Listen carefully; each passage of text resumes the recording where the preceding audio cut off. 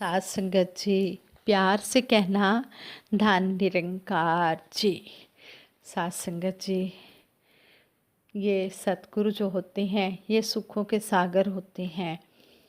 जब जब भी धरती पर हाहाकार होता है, जुल्म होते हैं, अज्ञानता का अंधेरा होता है, तब तब ये निरंकार प्रभु मानव रूप धारण करके इस संसार में आता है और इस जलती हुई दुनिया को ठंडक देता है। निरंकार की पहचान सतगुरु कराता है। सतगुरु ही सारे दुखों से छुटकारा दिलाता है। महान परोपकारी पीपा भगत जी के वचन हैं, हर ने अपना आप छुपाया, गुरु ने प्रकट कर दिखलाया। हर ने 5 जोर दिए साते, गुरु ने पकड़ दिखाए हाथे। हर ने जान दुखां विच केरी, गुरु ने काटी विपदा मेरी।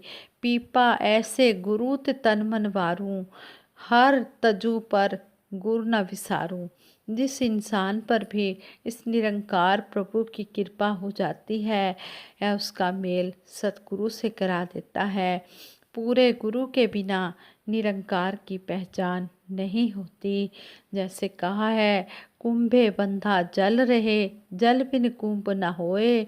ज्ञान का बंधा मन रहे, गुरु बिन ज्ञान न होए। सतगुरु परमात्मा का साकार रूप होता है और सतगुरु की कृपा से ही मनुष्य माया के जाल से छूट सकता है। ऐसे कहते हैं कि सतगुरु आमदा दुनिया उत्ते सारे ही संसार लई। सतगुरु आमदा दुनिया उत्ते केवल पर उपकार लई। सतगुरु आमदा दुनिया उत्ते एके दे प्रचार लई। सतगुरु आमदा दुनिया उत्ते एके दे आधार लई। गुरु वर्गा कोई दाता नहीं है, मत ऐदी जई मत नहीं। कहे अवतार गुरु दे बाचों, दरगाह रहंदी पत नहीं।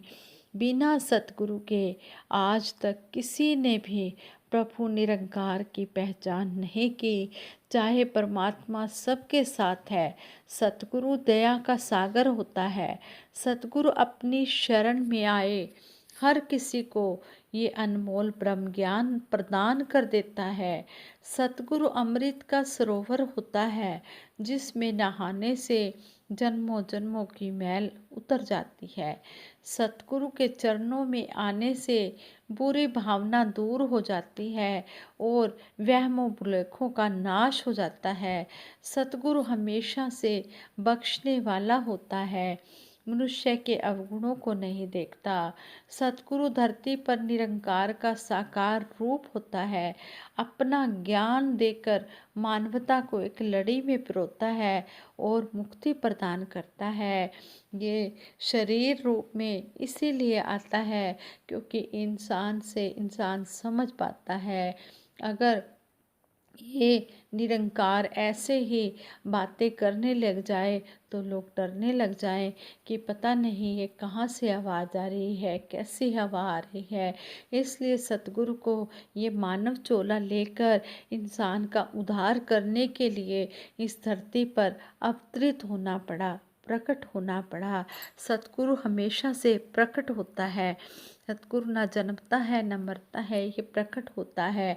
संपूर्ण अवतार में संपूर्ण हरदेव वाणी में सतगुरु बाबा हरदेव सिंह जी महाराज ने कितना सुंदर लिखा है कि सतगुरु देह का नाम नहीं है, सतगुरु होता ज्ञान है। सतगुरु को एक देह समझना भूल है, अज्ञान है।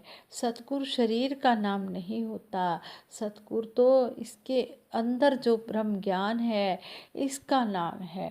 सतगुरु देह का नाम नहीं है, सतगुरु होता ज्ञान है। जो इसके शरीर के अंदर, जो सतगुरु के अंदर ये ब्रह्म ज्ञान है, इस ब्रह्म ज्ञान का नाम ही सतगुरु है। सतगुरु देह का नाम नहीं है, सतगुरु होता ज्ञान है। सतगुरु को एक देह समझना भूल है, अज्ञान है। जो सतगुरु को शरीर करके मान रहे हैं, ये उनकी अज्ञानता है, ये भूल है। ऐसा सतगुरु बाबा हरदेव सिंह जी महाराज ने हमें संपूर्ण हरदेव वाणी के द्वारा समझा दिया है। ऐसे ही जब सतगुरु बाबा हरदेव सिंह जी महाराज मई 2016 में ब्रह्मलीन हुए तो एक महात्मा के मन में यही शंका पैदा हो गई कि अब मेरा सतगुरु तो चला ही गया है, अब मैंने सत्संग में जाकर क्या करना है। कहते हैं कि उसने सत्संग में जाना छोड़ दिया। मई 2016 के सत्संग में जाना छोड़ दिया।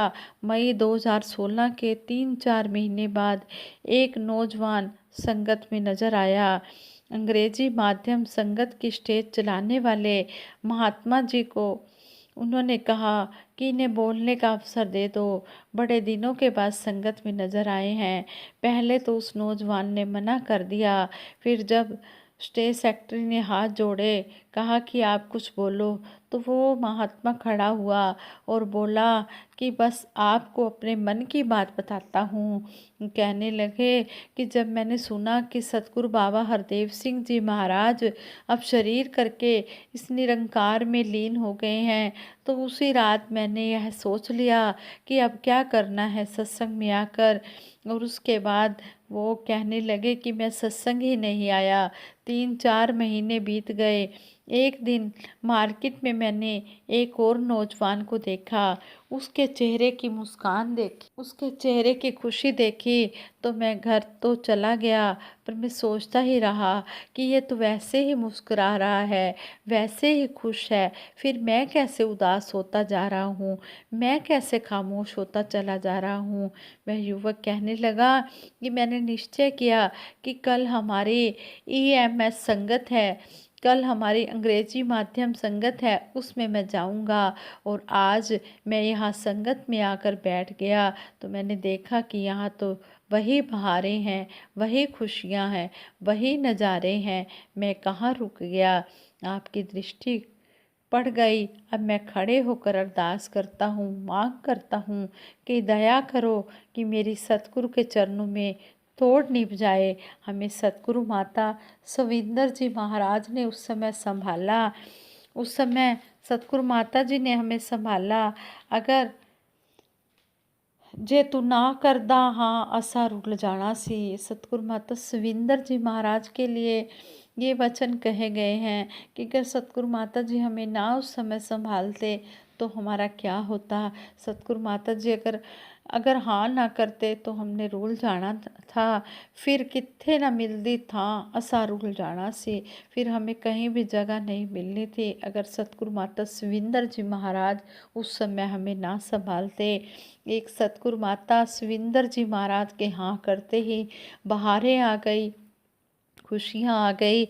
ये निरंकार वैसे का वैसे ही भरपूर नज़र आने लग गया। सब तरफ प्रीत प्यार का वातावरण बढ़ने लग गया। फिर तभी ये लाइनें सतगुरु बाबा हरदेव सिंह जी महाराज ने लिखी कि सतगुरु देह का नाम नहीं है, सतगुरु होता ज्ञान है।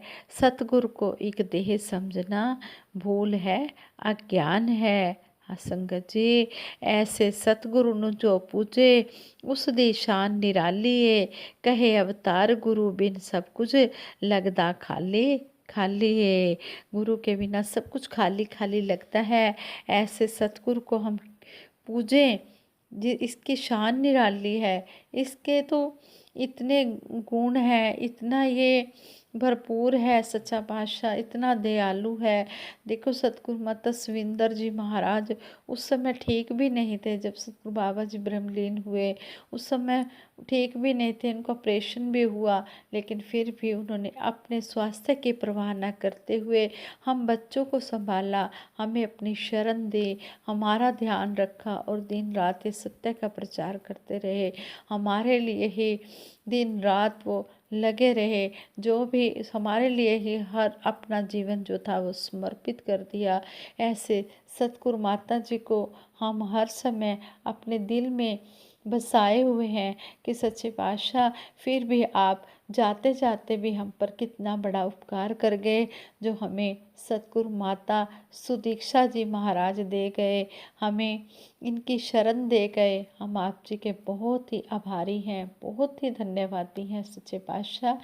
किस तरह शुक्राना करें। हमारी तो जुबान भी इतनी छोटी है कि हम तेरी रहमतों का बयान नहीं कर सकते, हम शुक्राना भी नहीं कर सकते। सच्चे बादशाह, हमारे पास वो जुबान भी नहीं है, वो शब्द भी नहीं है।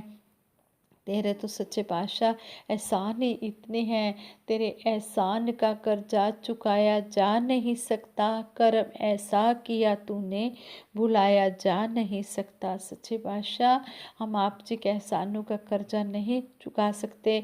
आप जी ने हम पर बहुत बड़ा उपकार किया है। हर समय आप जी के चरणों में यही अरदास है, सच्चे पातशाह जिस तरह आप जी ने जोड़ा है इसी तरह हमें जोड़ के रखना। सारे सुख दुनिया दे पादो साड़ी चोली विच फिर भी मिलाई रखना, संतां दी टोली विच प्यार से कहना प्यारियों धन निरंकार जी।